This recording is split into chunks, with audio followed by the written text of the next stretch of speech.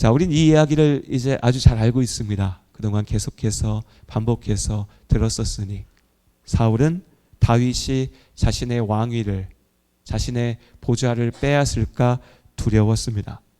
그 두려움에 사로잡혀서 말 그대로 미쳐버렸죠.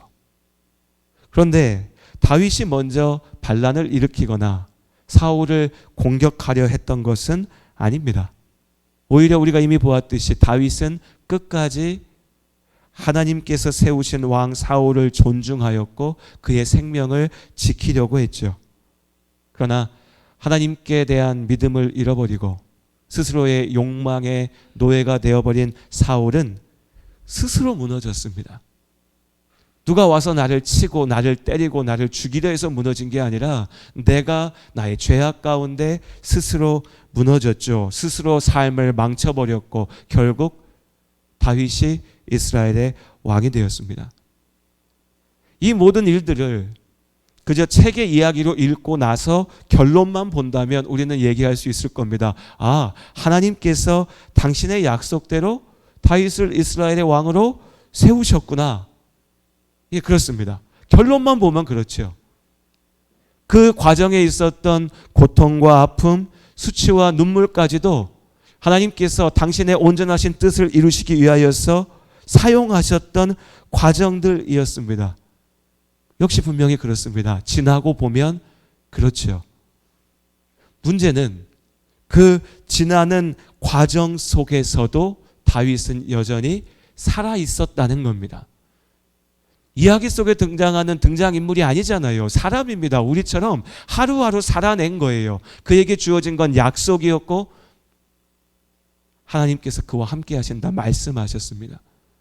다윗은 그 약속을 붙잡고 그 모든 삶의 과정들을 살아내야 했습니다. 끝에 가서 말하는 건 쉽습니다. 다 보니까 그러네, 하나님이 다윗 사랑하셨네, 축복하셨네, 다윗을 지키셨네, 다윗이 왕이 됐네. 그러나 그 삶을 살아내야 했던 다윗에게 하루하루는 고통과 두려움의 연속이었습니다. 그렇게 쉽게 하나님이 나한테 복 주셨어 라고 말할 수 없는 상황들이었다는 거죠. 그런데 그 삶 가운데 오직 믿음이 다윗에게 힘이 되었습니다. 또한 우리에게도 마찬가지죠. 오직 믿음이, 하나님의 약속을 믿는 그 믿음이 우리에게 힘이 됩니다. 히브리서의 말씀처럼 믿음으로 우리는 당장 내 눈앞에 보이지 않는, 그러나 하나님께서 반드시 이루실 그 약속의 성취를 바라봅니다. 어떻게 하나님께서 나를 이끌어 가실지, 그 과정에 내가 어떻게 이겨낼 수 있을지 아무것도 알지 못하기에 두렵지만 그 모든 길의 끝에 하나님께서 분명히 나를 통하여 이기신다라고 하는 것을 믿기에, 하나님을 믿기에 유혹과 두려움 가운데도 사울처럼 길을 잃고 스스로 무너져 버리지 않고 하나님께서 걸어라 하신 그 길을 쫓아서 걸을 수 있습니다. 그렇게 믿음으로 기도하며 하나님의 일하심에 참여하는 것, 이것이 하나님 나라를 바라면서 광야 같은 삶을 살아내는 우리의 길입니다. 그리고 다윗은 바로 그 길을 걸어가면서 믿음으로 하나님을 바라보고 하나님의 약속을 붙잡지만 지금 당장 내 앞에는 견디기 어려운 고통과 아픔과 어려움이 있는 상황 속에서 바로 그 믿음으로 하나님 앞에 외쳐 기도했습니다. 다윗의 찬양 기도는 우리가 많이 보았던 것처럼 어렵고 복잡하지 않습니다. 다윗은 그저 말합니다. 하나님, 나를 좀 구하소서. 나를 살려주십시오. 나를 지켜주십시오. 나는 아무 잘못도 없는데 저 악한 자들의 공격으로 내가 너무나 아픕니다. 괴롭습니다. 또 너무 억울합니다. 너무 답답합니다. 인생 속에 분명히 그런 순간들이 있습니다. 믿음으로 산다고 예수를 믿는다 고백하는 성도님들 가운데 때로는 모든 일들 가운데 회개해야 된다 하니까 모든 일들 가운데서 내 잘못을 찾아내려고 너무 애쓰는 경우들도 있습니다. 물론 우리가 나의 실수와 나의 죄악, 나의 잘못 앞에서 너무 무덤덤하고 회개할 줄 모르는 것은 너무나 큰 잘못이겠죠. 그렇게 우리는 분명히 스스로를 돌아보아야 됩니다. 하지만 인생 속에서 또 우리는 분명히 알아야 됩니다. 내 실수, 내 잘못, 내 문제가 아니어도 나에게 닥치는 아픔이 있을 수 있습니다. 못 모르는 사람들은 한 사람의 아픔을, 불행을, 고통을 보면서, 인생의 어려움을 보면서 네가 뭔가 잘못했으니까 그렇게 되겠지. 네가 뭔가 하나님 앞에 죄를 저질렀으니까 하나님께서 너한테 벌 주시는 거겠지. 네가 문제가 있으니까. 욥의 친구들이 가서 욥 앞에서 그렇게 성토했던 것처럼 옆에 사람들을 보면서 어떻게 해서든 문제를 찾아내기 위해서, 또 내 스스로 나를 보면서 어떻게 해서든 문제를 찾아내기 위해서 그렇게 괴로워합니다. 스스로요. 그럼 다윗은 얘기합니다. 하나님, 나 잘못한 거 없거든요. 내가 저 원수들 앞에서 죄를 짓지 않았거든요. 내가 이렇게 고통받을 만한 뭔가 큰 문제를 만들지 않았거든요. 그런데 내가 너무 아프고 괴롭고 힘듭니다. 다윗은 그렇게 하나님 앞에 기도합니다. 우리도 그렇게 기도했으면 좋겠습니다. 혼자 그냥 괴로워하지 말고 애써 원망하고 책망하고 불평할 대상을 막 찾아내지 말고 그저 하나님 앞에 기도하고 외쳤으면 좋겠습니다. 하나님, 내가 이유를 알 수가 없는데 왜 저 악한 존재들이 나를 이렇게 아프게 하는지, 왜 사단이 나를 시험하는지, 왜 내 인생에 이런 고난과 고통이 닥쳐오는지 나는 모릅니다. 그런데 하나님, 나를 좀 살려주십시오. 나를 지켜주십시오. 그렇게 기도하면서 다윗이 자신의 그 원수되는 악한 자들을 개에 비유해서 이야기합니다. 그들이 저물어 돌아와서 개처럼 울며 성으로 두루 다니고 그들의 입으로는 악을 토하며 그들의 입술에는 칼이 있어 이르기를 누가 들으리요 하나이다. 다윗은 자신의 원수, 자신의 적들을 개에 비유합니다. 요새는 그냥 개라고 얘기하면 왠지 죄 짓는 기분이 듭니다. 원래는 개 키우시나요? 해도 되는데 개 키우세요? 이러면 뭔가 좀 시대에 뒤떨어진 것 같고, 저도 개를 키우지만 뭐 반려견 이렇게 불러야 되고 또 이름도 붙여줘야 되고 가족같이 여기는 사람들도 있습니다. 그런데 제가 어릴 적만 해도 시골에서 안 그랬었고 우리 성도님들도 마찬가지 경험들이 있으실 겁니다. 개는 그냥 개였죠. 고대 이스라엘에서도 마찬가지였습니다. 개는 마을 어귀를 몰려다니면서 먹을 것을 구하고 사냥하고 때로는 사람을 해치기도 하는 맹수 같은 것이었습니다. 무리지어 다니는 들깨떼였죠. 이 들깨떼들은 밤이 되면, 어두워지면 마을로 들어와서 골목길을 누비고 다니면서 내 먹을 것을 찾고 혹여 사람들을 보면 으르렁거리며 위협하고 공격하고 상처 입게 합니다. 그렇게 다윗은 악한 자들의 본성이, 나를 고통스럽게 하는 자들이 바로 이 개떼와 같다라고 말하고 있는 겁니다. 다윗에게는 사울일 거고 사울을 따르는 무리들이겠지만 꼭 그 사람들만 생각할 것이 아닙니다. 우리 각자에게 우리의 지금의 원수가 있을 수도 있고요. 꼭 사람이 아니더라도요. 사단 마귀가 언제라도 우리의 삶을 무너뜨리기 위하여, 공격하기 위하여서 시험하고 돌아다니고 있습니다. 개떼처럼요. 오늘 다윗이 이 악한 자들을 개떼에 비유하면서 7절에 보면 그들이 입으로 악을 통하고 입술에 칼이 있어 누가 들을 거야? 야, 누가 와서 우리를 뭐라고 할 텐데? 개떼가 어두운 골목을 누비고 다니면서 누가 와서 우리를 공격할 건데 라고 으르렁대면서 협박하면서 사람들을 겁에 질리게 하죠. 스스로 악을 자랑하고 높입니다. 죄의 본성입니다. 창세기의 라멕 이후로 이 땅의 악한 자들은 죄를 부끄러워하고 죄 앞에 수치스러워하는 것이 아니라 그 죄를 오히려 자랑하고 큰 소리치고 내가 이긴다라고 말하죠.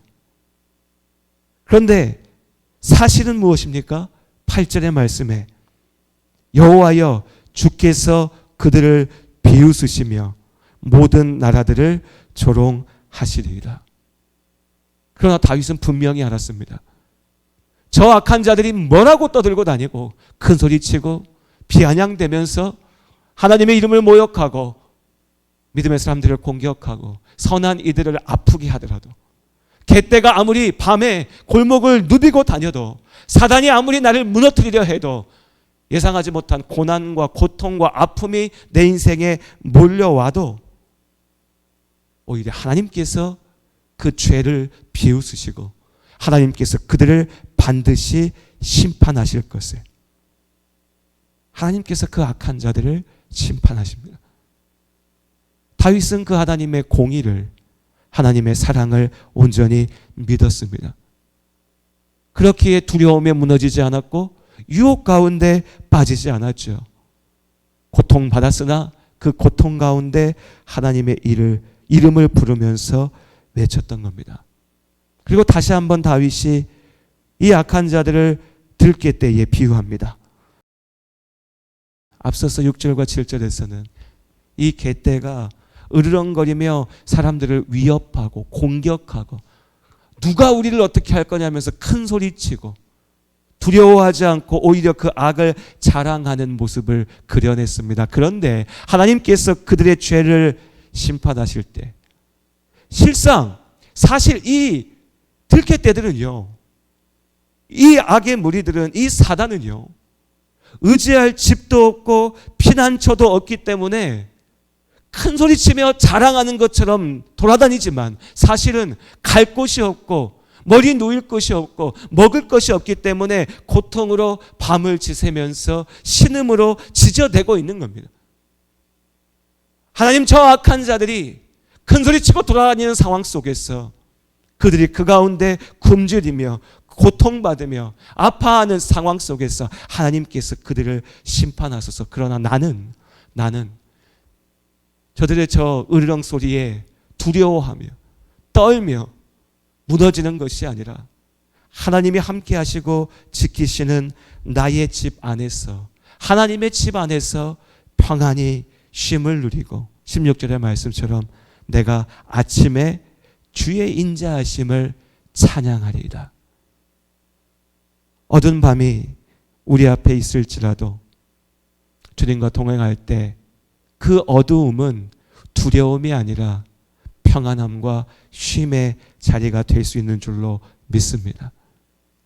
들깨떼가 아무리 악을 쓰고 큰 소리치고 자랑하고 정작 그 속에 있는 두려움과 불안과 떨림을 가지고서 오히려 큰 소리치며 우리를 무너뜨리려 할지라도 주님 편 안에서 주님의 집 안에 머물며 그들을 바라보면 그때 그들의 실상이 보이는 겁니다. 세상의 죄악된 주장들의 본질이 보이는 겁니다. 부러워할 것도 아니고 두려워할 것도 아닙니다. 공의의 하나님께서 그 악을 심판하실 때까지 우리는 주 품 안에서 평안한 밤을 보내고 아침이 오면 하나님의 인자하심을 찬양하면 됩니다. 다윗은 그렇게 위기 가운데 나의 요새가 되시는 하나님을 믿고 기도하여 평안을 누렸습니다. 다윗에게는 사울이었습니다. 사울을 따르는 사람들이었죠. 우리 앞에도 그런 원수들이 지금 있을 수 있습니다. 예상하지 못한 고난이 있을 수 있습니다. 해결되지 않는 문제들이 있습니다. 우리의 마음을 답답하게 하는 죄악된 세상이, 사회가, 악한 자들이 큰 소리치는 모양들이, 사단의 도전과 공격이, 내 인생에 닥쳐온 시험이 있을 수 있습니다. 그러나 그 어둠 속에서 오직 믿음으로 하나님을 바라보는 우리들이 될 수 있기를 원합니다. 주님 다시 오시는 그날까지 우리가 살고 있는 이 세상은 우리가 요한계시록의 말씀을 통해서 계속 보고 있는 것처럼 어두울 겁니다. 밤일 겁니다. 개떼는 계속해서 우리의 주변을 맴돌면서 우리를 고통스럽게 할 겁니다. 우리를 위협하겠죠. 그러나 그 들개떼의 으르렁이 결코 우리를 죽게 할 수 없습니다. 하나님께서 우리를 지키시기 때문입니다. 그 하나님의 도우심의 손길을 믿음으로 붙잡고 나아가는 삶, 축복의 삶이 되시기를 예수님의 이름으로 기도합니다.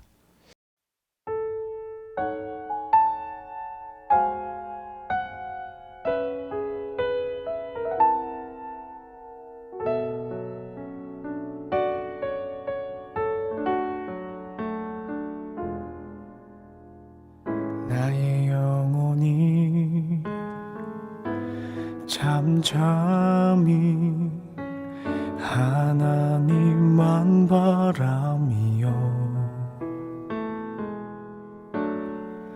나의 구원이 그에게서 나는 도다. 나의 영혼아 잠잠히 하나님만 바라라. 나의 소망이 주에게서 나는 도다.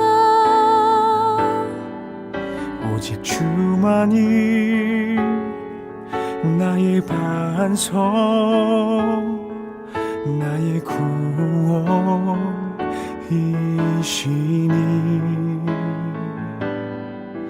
오직 주만이 나의 산성, 내가 요동치 아니하리.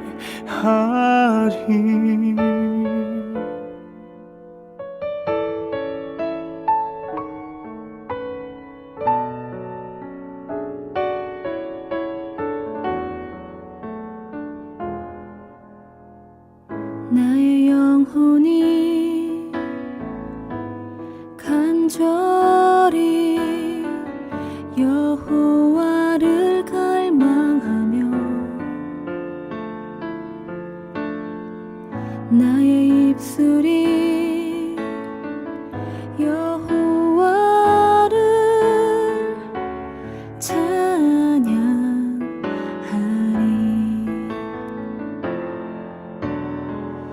나의 영혼이 즐거이 여호와를 따르리니 나의 평생에 여호와를 송축하리.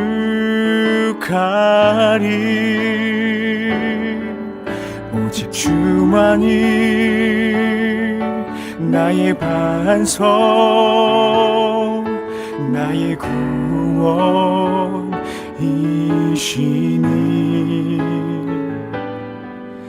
오직 주만이 나의 산성, 내가 요동치 아니하리. 오직 주만이 나의 반석, 나의 구원이시니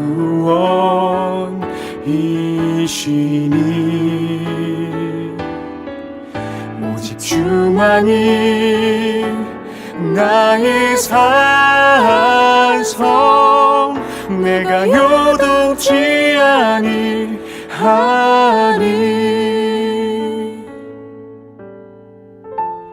나의 구원 나의 영광 하나님께 있으니 내 힘의 반석과 난처 되시네.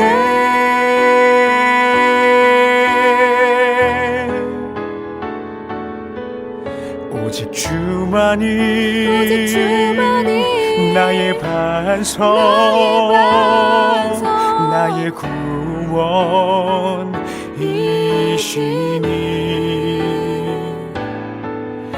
오직 주만이 나의 산성, 내가 요동치 아니하리.